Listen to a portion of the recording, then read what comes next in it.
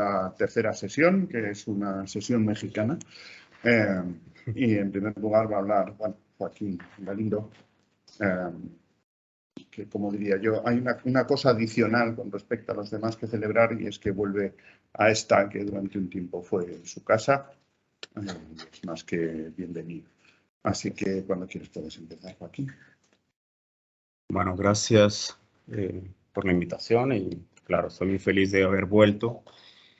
De lo que les voy a hablar es a grandes rasgos de mi experiencia en tratar de diseñar cursos de diagramación de argumentos en filosofía, en el posgrado en filosofía de la ciencia de la UNAM, el posgrado en filosofía de la Universidad de Guadalajara y también en un posgrado que fue de investigación educativa y un par de cursos sobre el propedéutico para entrar a la maestría, al máster en filosofía de la ciencia de la UNAM,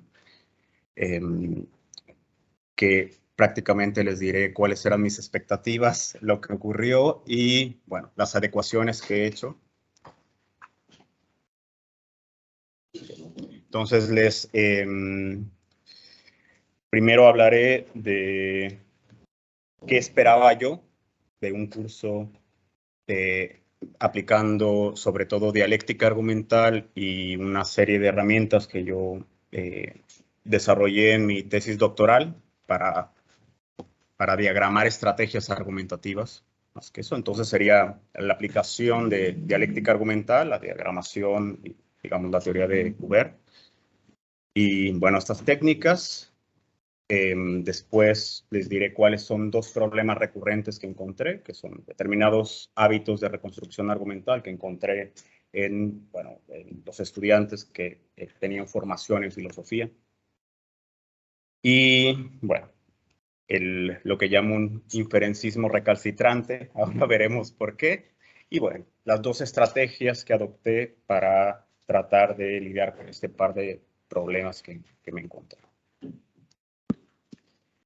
Bueno, lo que me interesaba a mí es poder analizar textos filosóficos extensos, artículos, capítulos completos de libros clásicos, ya sea de la tradición o contemporáneos, que creo que, bueno, en general, al menos en la tradición de la lógica informal, lo que se hace se analizan pequeños fragmentos, ¿no? Argumentos, y en general se analizan fragmentos que vienen de la prensa. Entonces, bueno, mi intención era aplicarlo a textos filosóficos extensos y complejos, clásicos, y me interesaba también distinguir lo que llamo el papel global y el papel local de un argumento. O sea, con las con las herramientas de la dialéctica argumental podemos diagramar un argumento o contraargumentos, pero si analizamos un texto más complejo, podemos preguntarnos qué papel juega ese argumento específico que hemos diagramado en todo el texto. Y bueno, voy a decir lo que hice y las cosas que ocurrieron.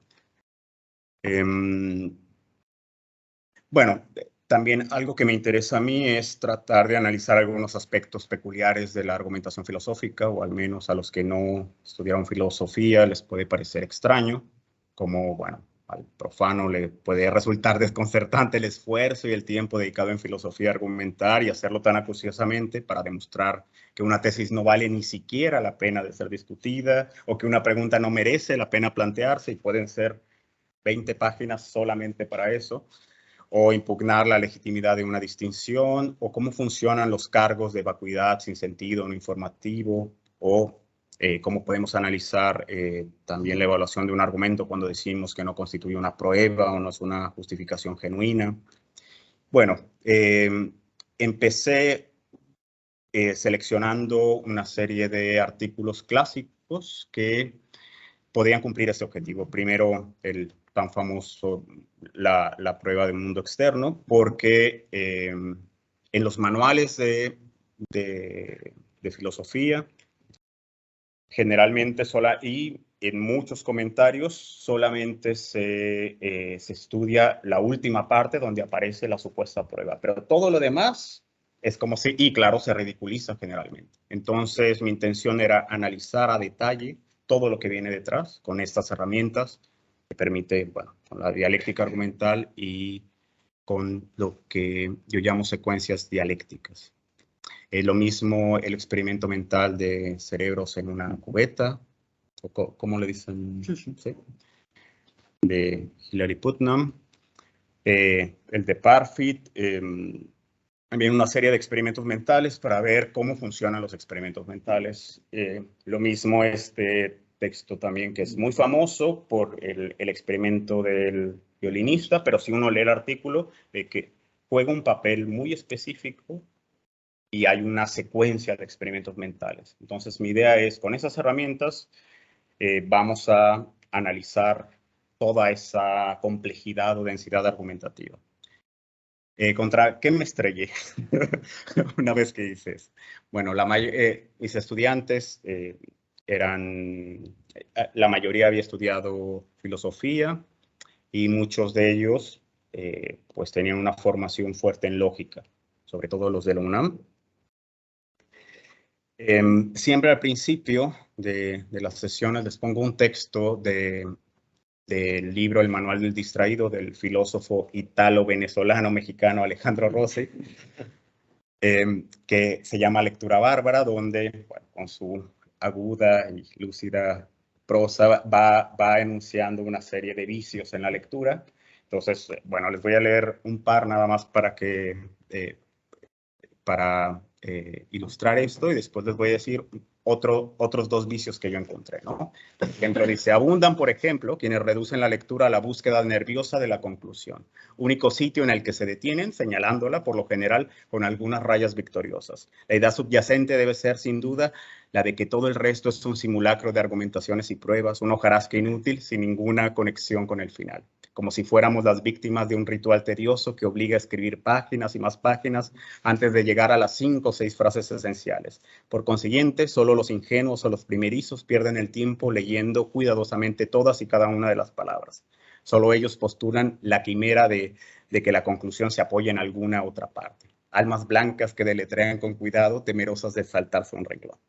También existe el vicio contrario, leer las primeras 6 o 7 líneas y creerse autorizado a adivinar lo que sigue. Aquí opera de nuevo una imagen complaciente de sí mismo, la de una persona tan avesada en el mundo de las ideas que las primeras disposiciones tácticas son suficientes para prever todas las etapas sucesivas. Bueno, el texto, que se lo recomiendo, lo que hace una serie de clasificaciones de vicios en la lectura. Bueno, lo que yo encontré para la reconstrucción en la tradición analítica, pues se habla de reconstrucciones racionales,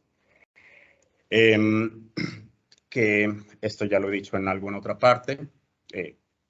Uno de esos vicios yo lo llamo como cartografía argumental, o sea, trazar un mapa e ir añadiendo detalles, que simplemente, esto para ponerlo en una imagen analógica, pero es buscar premisas implícitas todo el tiempo, y lo que está detrás es una concepción inferencista de la argumentación. O sea, queremos encontrar la prueba. O sea, ¿qué es lo que falta? Voy añadiendo mínimos lógicos, condicionales, óptimos pragmáticos, etc. Entonces, frente a un texto, y esos textos complejos que les señalé antes, muchos estudiantes lo que hacían era, bueno, identificar la conclusión y ir añadiendo cosas para llegar a esa conclusión, aunque no estuvieran en el texto. O sea, se alejan del texto y crean ese supuesto mapa. Otro vicio, que, bueno, en México se llama rompecabezas, creo que aquí le dicen puzzles o algo así. ¿También? Para los que somos viejos. Ah, bueno. Que es una especie... sucede mucho con el esquema de Toulmin.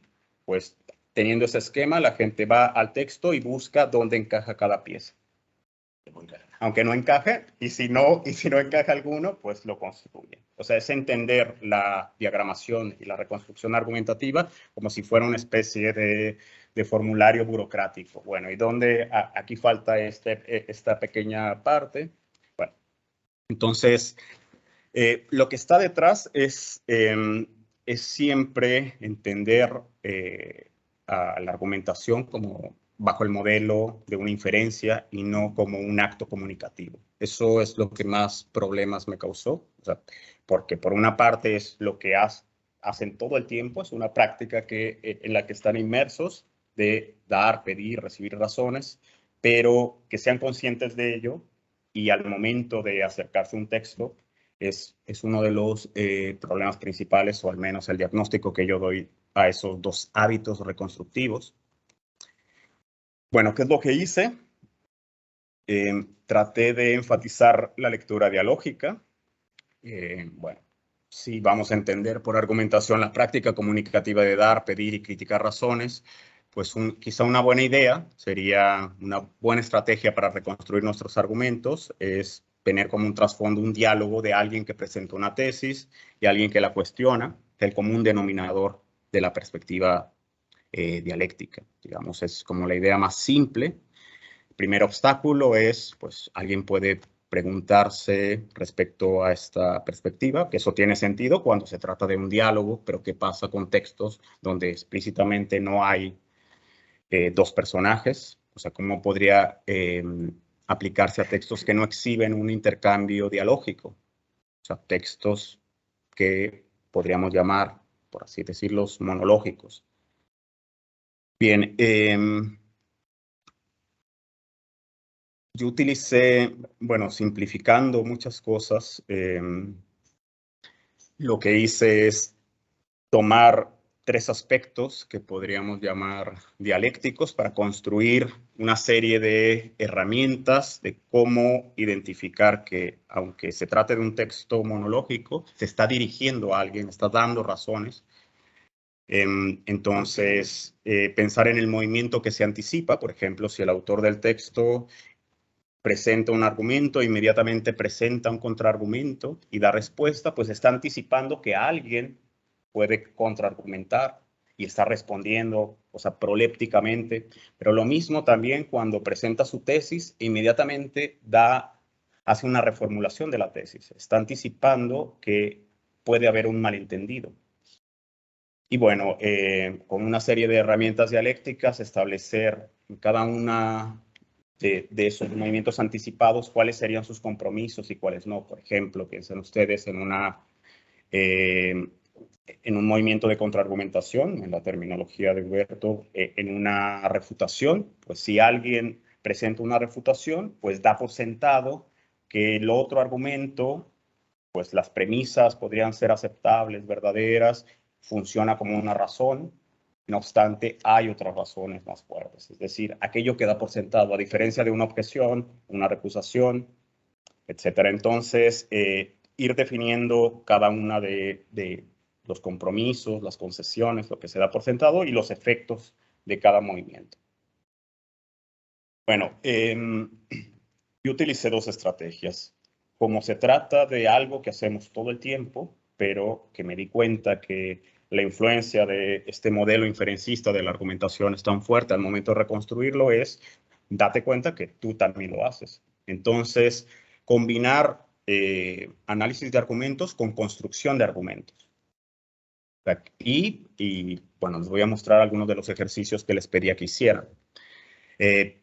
Por ejemplo, que construyeran un diagrama y que de ese diagrama pensaran en un argumento, construyeran el diagrama y de ese diagrama hicieran distintas paráfrasis utilizando restricciones. Nosotros, para marcar las estructuras, tenemos tres expedientes o procedimientos que en general los combinamos. Puede ser el orden, por ejemplo, todos sabemos, a veces es muy común que el autor de un texto presente primero la tesis, luego viene un punto y las razones. Bueno, cómo funcionan los dos puntos, etcétera. Bueno, que construyeran una versión donde se marquen las estructuras solo con orden y puntuación. Otra versión con conectores argumentativos. Otra versión con lenguaje metaargumentativo, explícito. Bueno, mi conclusión, ese es el más fácil a veces. Y después que los combinen de tal manera que vayan, bueno, primero se den cuenta que es algo que ya hacen y que se puede hacer mejor o peor en cuanto a qué tan transparente queda marcadas las estructuras argumentativas. Entonces, eso es algo que hice. Otro ejercicio era de un texto, por ejemplo, de un texto de otro compañero, o sea, les ponía a que se intercambiaran sus trabajos. Entonces, tenían que analizarlo, diagramarlo, y después proponer una proponer una versión, una paráfrasis que fuera más clara en cuanto a la marcación argumentativa. Obviamente, cuando escribimos hay otras consideraciones estilísticas y no todas son para marcar las estructuras, pero es importante saber que podemos hacerlo de manera más explícita. O, por ejemplo, que construyeran diagramas de un argumento, su contraargumento y un contraargumento al contraargumento, y después que hicieran distintas versiones de eso, que quedara marcada las estructuras. Entonces, bueno, esto me sirvió para que entendieran la función, cada una de las funciones, digamos, de la teoría. Y por otra parte, para eso mismo, bueno, lo que hice es resumir en 4 grupos de operaciones dialécticas básicas, que no sé si me va a dar tiempo a verlas, pero bueno, vamos a ver algunas con las que quizá no estén tan familiarizados. Bueno, el primer grupo tiene que ver con operaciones para entender mejor una tesis y argumentos. Recuerden, aquí es importante que, bueno, que los estudiantes, como también van a construir argumentos, no solamente analizar otros argumentos, puedan entender qué están anticipando y cómo queda eso en el texto. Por ejemplo, bueno, la reformulación, o sea, si pensamos que nuestra tesis puede ser objeto de una serie de malentendidos, pues vamos a construir reformulaciones, o si no queda muy claro el alcance de nuestra tesis, hay un tipo de reformulaciones de alcance o de extensión. Bueno, y construir una serie de notación para esas cosas, tratando de diferenciar lo que en la teoría de Huberto hay por una parte unos conceptos que son funcionales y otros estructurales, digamos tesis que se expresa en una conclusión, razón que se puede expresar en uno o más premisas, que eso quede un poco más marcado. Entonces está como el elemento funcional que es tesis expresada en esa conclusión. Y bueno, la operación queda definida o cifrada por una pregunta. También algo que hice es todos los diagramas de Huberto pueden ser leídos, claro, de arriba hacia abajo, que parece una lectura más inferencial, pero si los leemos de abajo hacia arriba, es una lectura que yo le llamo ascendente o dialógica, donde suponemos, por ejemplo, esta es la tesis, alguien sostiene una tesis, se le pide que dé razones, lo que en dialéctica se llama un cuestionamiento puro. Solamente la obligación, la carga de la prueba, tiene que dar esa razón expresada en este caso en una premisa, puede ser más de una premisa, etc. Entonces, todos los diagramas, por más complejos que sean, pueden admitir esa lectura que enfatiza que realmente se trata de un intercambio comunicativo, de una práctica comunicativa, que estamos dando razones, aunque en el texto no aparezca explícitamente el oponente, es más, somos nosotros mismos, y también cuando pensamos. Y bueno, otro segundo grupo de operaciones que tienen que ver con explicitar el argumento.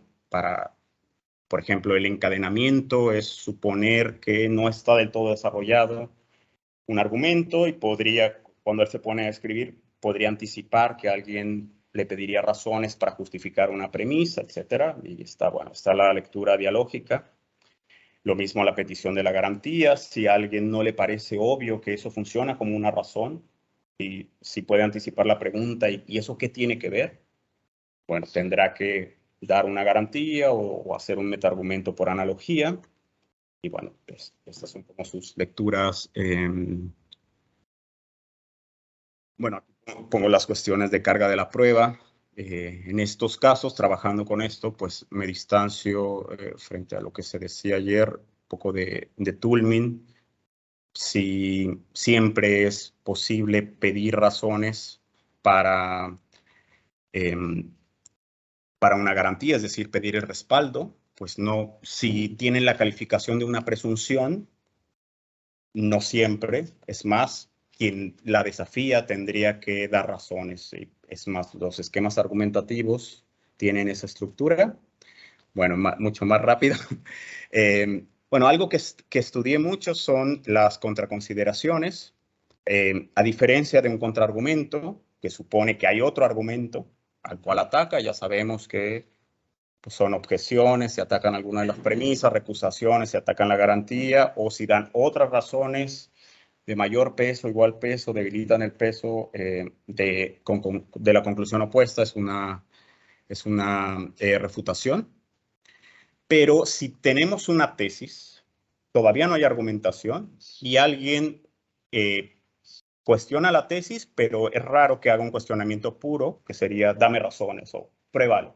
Lo normal es que expliquemos nuestra duda y bueno, esa explicación de la duda son las contraconsideraciones que tienen otra cara. También es una especie de consejo estratégico, así lo llama Crabbe, porque nos dice de todas las razones que hay, a mí me interesa esta. O sea, piensen en alguien que dice, se tiene que prohibir el aborto. Y alguien dice, sí, ¿qué me dice los casos de violación? Eso no es un contraargumento ni nada. Lo que estoy diciendo, dame razones de este tipo. O sea, reducen el conjunto de razones. Bueno, y encontré una serie de variedades de este tipo de contraconsideraciones.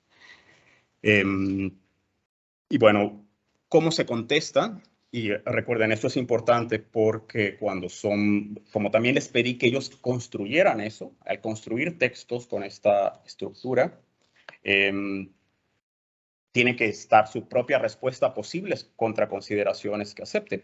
Por ejemplo, puedes argumentar de que la contraconsideración es falsa, que sería un argumento en contra de la contraconsideración, o puedes rechazarla ponderándola. Que eso ocurre mucho, a veces dice, a pesar de eso, aunque que no podemos decir que es contraargumentación todavía, porque no hay argumento antes, es solamente la tesis. Y hay otros, por ejemplo, en contraejemplos que tienen que ver con el calificador modal. O sea, si alguien dice, bueno, ¿y qué me dices de ese caso? Si lo acepta que lo que se llama la relevancia negativa, o sea, dice, bueno, si afecta, lo que hace no es abandonar la tesis, sino debilitarla, matizarla, o sea, no en todos los casos, sino en la mayoría de los casos, no necesariamente, sino posiblemente, etc. Bueno, esto es lo que hizo. Entonces, para resumir, traté de reducir el número en un número básico de operaciones con las que ellos pudieran construir textos para reflexionar sobre lo que ya hacen, pero hacerlo de manera consciente y que sus diagramas tuvieran esta lectura más dialógica.